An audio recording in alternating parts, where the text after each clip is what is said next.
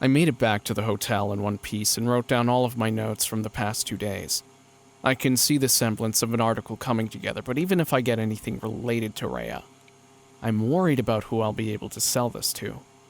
I don't know who'd pick it up outside the National Enquirer. So far, all I've got are a string of tall tales, none of which I have any corroborating evidence for. Wouldn't be the first time I've found an interesting story I can't sell. Far from it. Worst comes to worst, I'll post my findings online under a pseudonym. Conspiracy nuts are always looking for something to sink their teeth into. I'm going to try and talk with Claire again today. Hopefully I'll have better results. I'm not entirely sure what I'm going to get out of her. She knows Rhea, or at least knows of Rhea. For all I know, she could have simply heard the name thrown around town during the case, but... Daddy! Rhea's behind you! Behind you, Daddy! Don't worry, Daddy! Rhea, please! That doesn't sound like passing knowledge to me.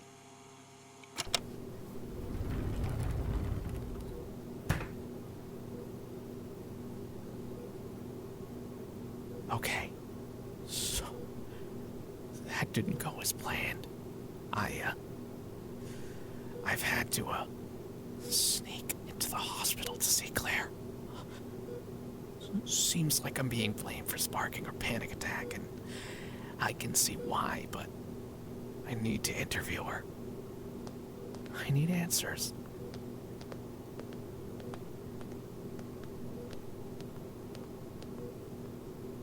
Okay. That should be the last of the nurses. Gotta get this done. Quick.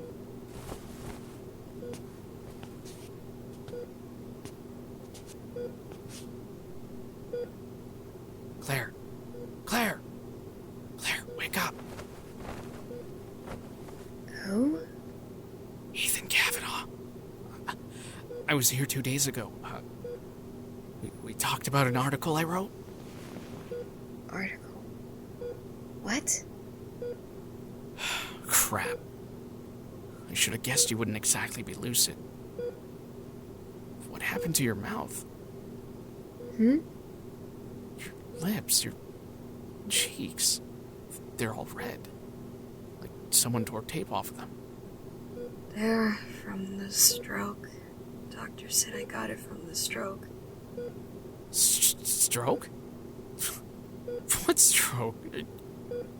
Are you okay? The one that put me in here. Who are you? What? You weren't in here for a stroke? I am. Who are you? I'm Ethan. Ethan Kavanaugh. You had someone call me a few days ago.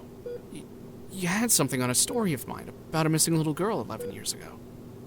What? No. What? You said you knew something. We talked about this 2 days ago. Are you nuts? I've only been here a day. What? No, you've been here months. It hasn't been a day, it's been 2 since I last saw you, but you were here when we spoke. What? Claire Julian, right? Yes. That's my name. You don't remember me, do you? No. But I remember you. And we... Wait, here. Listen. 10 by the square sum of... Claire? Yes? Miss Julian, do you remember calling for me? Mr. Kavanaugh, right? Yeah, I remember. 10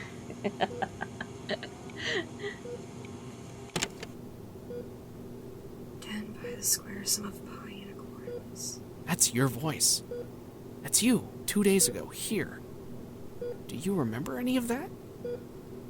No, I don't. I don't remember that. Okay.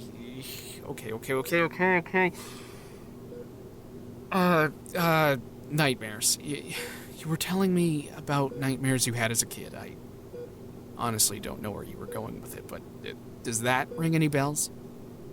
Nightmares? Yes, you were scared about your father, worried for his safety. Any of that? Okay. Don't think about it too hard. You're okay, just relax. Okay, let's figure out why you can't remember in the first place. Where were you 2 days ago? Here, apparently. I mean, where do you think you were 2 days ago? You said you'd been in here a day. Do you remember what happened before you came to the hospital? I went to an arcade with my friends. Okay, arcade. Let's start there. Where was this arcade?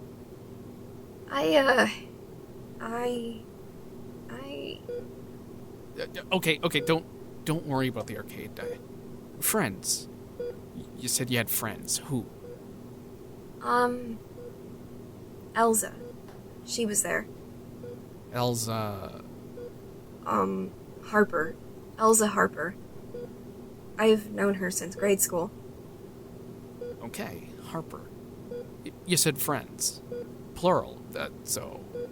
I know, I'm trying. I don't know what's going on. I was just there. In the arcade. Ashley, she played skee-ball. Elsa and I played basketball. I think, Ashley Trevor. Good. Who's next? I mean, is there anyone else?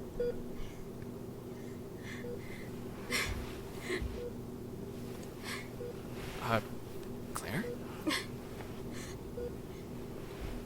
There was fire. What? In my dreams, there was fire. Fire and screaming. Oh, no. No. Don't think about the screaming. Don't. They're everywhere. They're yelling at me. Claire, focus on me. I just need to know who you were with, okay? You don't need to go into the nightmares. Monsters. You're not.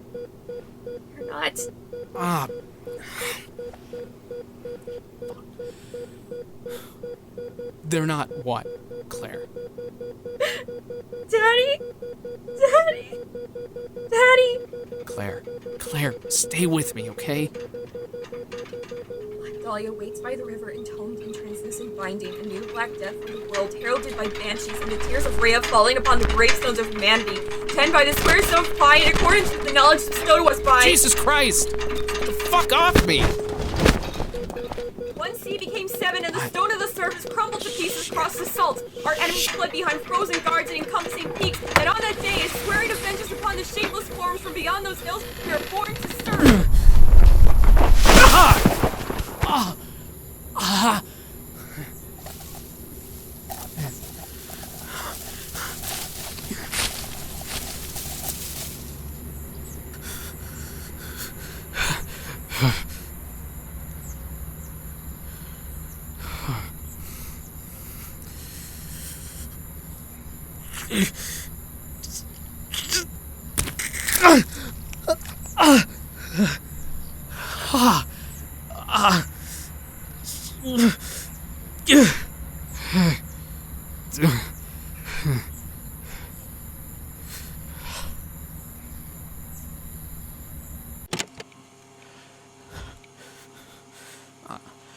I've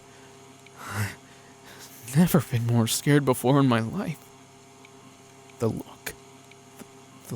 look in Claire's eyes, just absolutely empty. But empty towards me. Like they wanted to eat me, like I was food. She doesn't, didn't, or whatever, remember me. She thinks she's only been in the hospital a day. That alone gives me pause for concern.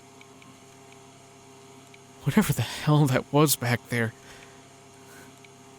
it makes me want to stop. It makes me want to stop. Get on a plane and go home as soon as I possibly can. But I can't. Rhea. She had to mention Rhea again. I couldn't sleep right knowing I'd left a stone unchecked. Hell, I doubt I'll ever sleep again after what just happened.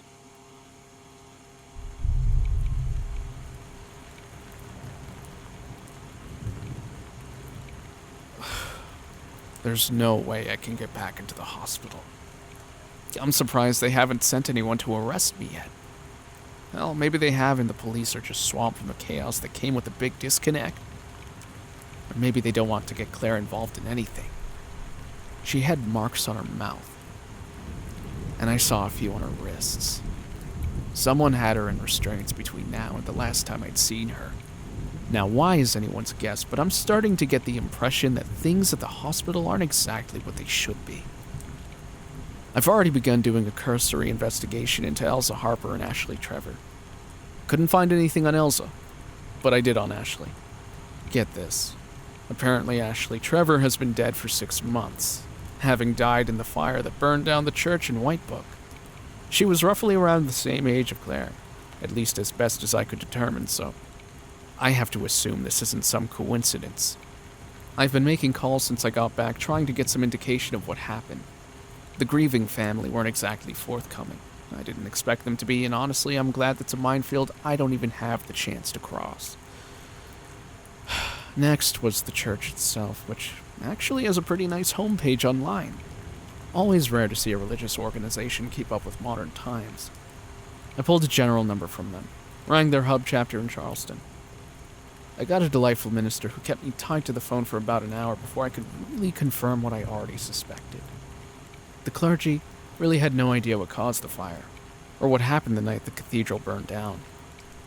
With my resources dwindling, I have decided to give Cheri Weaver a call.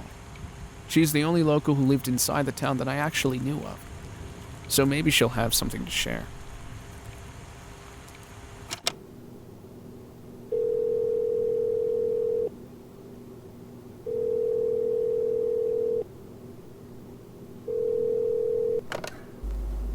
Hello? Hi, Cheri? It's Ethan, we spoke yesterday? Oh, hey there. You're not asking for a follow-up interview, are you? My price doubles. No, nothing like that, no. I was wondering if you could possibly help me find someone. Find? Yeah, I got a name, or two, but my leads in tracking them down went dead. Well, who is it you're looking for? Well, the two names I got are Ashley Harper and Elsa... Elsa Harper and Ashley Trevor. Cheri? Elsa? Ashley. Cheri? It's been years, but I recognize the names. Do you remember anything about them? Well, remember when I told you about Constance? Those two were her friends. She had a whole clique until the deer prank happened. Ah, great. Would you happen to know what happened to Elsa? I never really followed up on them. I don't normally get involved in the lives of my students. Please, I need to get in touch with her somehow. It's important. Mr. Kavanaugh, I can't just go giving away private information about my students, even ones who aren't my students anymore. I'm already crossing enough lines telling you as much as I have. I know. Look, every profession has standards, but right now, there's a woman in a hospital bed right now claiming she saw both girls 2 days ago, even though she's been hospitalized for months. She doesn't remember ever meeting me, but she's mentioned Constance's cousin twice in the last 2 days. And now you're telling me that those two girls were also in school with Constance, were friends with her, and not only that, but it was also around the time that the kids started acting strange. Cheri, I've got my fingers on the end of a yarn. I don't know where it's going, but it's taking me places. I want to find out what's going on in Whitebook, but I need your help, so please. I taught her older sister when I was an adjunct. She's a cop now. Maybe I can convince her to give you a call, but it's been almost a decade since I've spoken to her. But that's as far as I'm willing to go. This is putting my job at risk as it is. Thank you. You're a lifesaver. I'm not exactly happy about this. You don't have to do it. If my kids are in danger, I want to know what's happening too. Thank you so much. Just don't let this go to waste, okay? I promise. Have a good night, Miss Weaver. You too, Mr. Kavanaugh.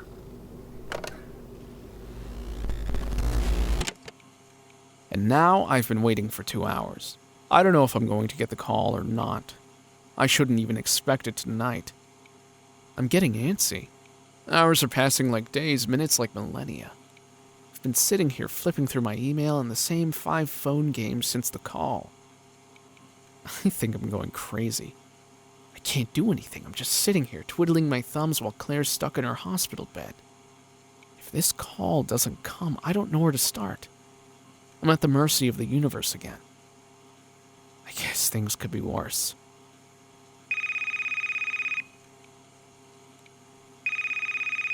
Well, shit. That's timing for you.